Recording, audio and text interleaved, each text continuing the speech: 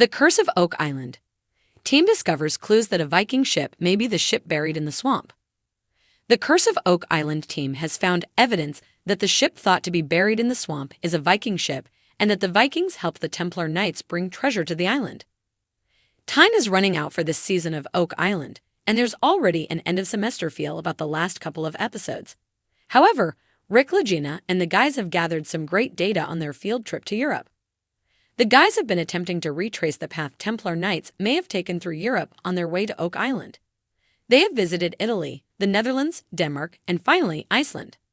Last night, the team visited a Viking ship museum in Iceland and had the opportunity to stand on a recreated Viking ship. The ship's builder informed the guys that this type of vessel was first built in the 11th century but would still be used in the 13th century, which is the time period the Templars would have built the money pit. Interestingly, this ship was a cargo vessel and could have transported up to about 20 tons. Corjan Mull asked the million-dollar question, to which the shipbuilder assured him that this vessel could have sailed to Canada. He also pointed out that the Vikings had been using sail ships to travel longer and longer distances since the 8th century. Oak Island swamp artifact matched the Viking ship. Doug Krull then noticed a piece of wood attached to the ship's side near the bow. This plank looked almost exactly like the so-called ship's railing the guys found in the swamp in 2020. At the time, that piece was carbon dated to the 8th century. The guys have long suspected a ship lies buried in the swamp. They have often speculated that it could be a Spanish galleon, but perhaps Doug has now spotted evidence that it is a Viking ship. The team also examined an Old Norse manuscript from the medieval ages that featured symbols found in Nova Scotia and Templar strongholds across Europe, such as the four-dotted cross.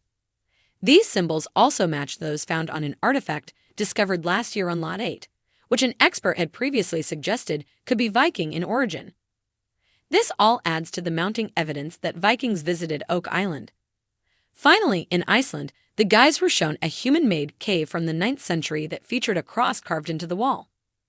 This cross was the exact configuration of the lead cross found by Gary Drayton, which dates to between 1200 and 1600 and is thought to be of Templar origin. The Oak Island team slowly and surely believes that Templars and Vikings were both on Oak Island in the 12th century and were likely burying treasure there. Oak Island team suspects whoever built Lot 5 structure also created the money pit. Meanwhile, back on Oak Island, archaeometallurgist Emma Culligan examined clay samples taken from the money pit area and the two sites on Lot 5. Emma found that samples from Lot 5 matched those taken from deep within the money pit. The Lot 5 structure was filled in and covered up before the money pit was first discovered in 1795. This means whoever was at Lot 5 was most likely deeply involved in constructing the money pit. The mysteries of Oak Island have confounded explorers for over 2 centuries, with countless theories swirling about what treasure, or truth, lies buried beneath its surface. But now, as the team dives deeper into the murky waters of the infamous swamp, a bold new possibility has surfaced. One that could rewrite not just the story of the island, but the history of North America itself. The vessel buried beneath the swamp may not be a British galleon or a pirate ship after all, but a Viking longship. The latest season of The Curse of Oak Island has been filled with intrigue, frustration, and astonishing revelations, but this new theory, sparked by a combination of sonar imaging, core samples, and expert analysis, could be the most earth-shattering yet. It all began with the return of underwater archaeologist Dr. Ian Brown, who had worked with the team previously on deciphering anomalies in the swamp. Utilizing cutting-edge sonar and magnetometer equipment, Dr. Brown and his team mapped a strange, elongated structure beneath the surface. The shape, which had previously been dismissed as natural debris or the hull of a more modern vessel, was reevaluated after a series of new sonar scans revealed distinct symmetry and upward curving ends, hallmarks of a classic Norse longship. We were looking at the imaging and suddenly realized this didn't match the usual profiles of 17th or 18th century vessels, Dr. Brown said. The bow and stern both curve upward in a style consistent with Viking craftsmanship, and the overall length and narrow width matches began in earnest, with the team focusing on a section near the eye of the swamp, where divers had previously pulled up fragments of wood and iron. Marty Lagina, visibly excited during interviews, said, "This changes everything. If a Viking ship made it to Oak Island, that means Norse explorers reached further into North America than we ever imagined. and may have buried something worth protecting.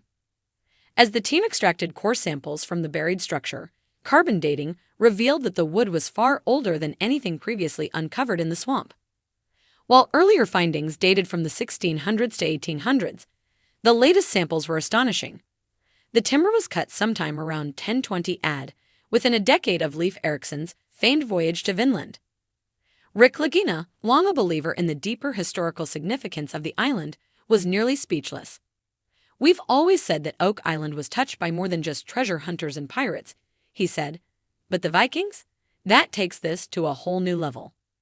But the clues didn't stop there. Within one of the wood samples, the team discovered embedded iron rivets, similar in style and composition to those used in Viking shipbuilding. Metal detection expert Gary Drayton was elated.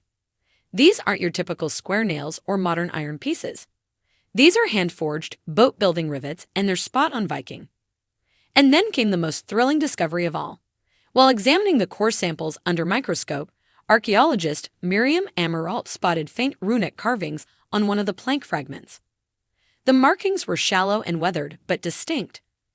A Norse language specialist from Iceland, Dr. Halvard Sveinsson, was flown in to examine the runes. After hours of careful study, Dr. Sveinsson offered a rough translation: "For the gods, for home, for honor." "This is classic Viking phrasing," Dr. Sveinsson said. "It's a ceremonial inscription, possibly made before the ship was intentionally buried or sunk. That strongly suggests ritual importance, maybe even religious significance to what's hidden here." The implications are staggering. Could Oak Island have been a secret Norse outpost? Did the Vikings, known for their seafaring prowess, navigate the Atlantic coast, enter Mahone Bay, and use the island as a catch for something sacred, or as a marker of territory? If so, what were they hiding? Historian Charles Barkhouse offered his theory. If this is a Viking longship deliberately buried in the swamp, then the island may have been chosen as a burial or ceremonial site. Perhaps even a place to store relics or cultural treasures that were too sacred to risk on the mainland. It might explain the incredible effort put into the island's flood tunnels and elaborate traps. It wasn't just to hide wealth, but to protect legacy. With this new line of inquiry, the team shifted focus. The original money pit remained crucial, but the swamp had become the new epicenter of the mystery. Draining operations accelerated, and with the use of inflatable cofferdams and vacuum excavation equipment, the team began exposing parts of the buried hull.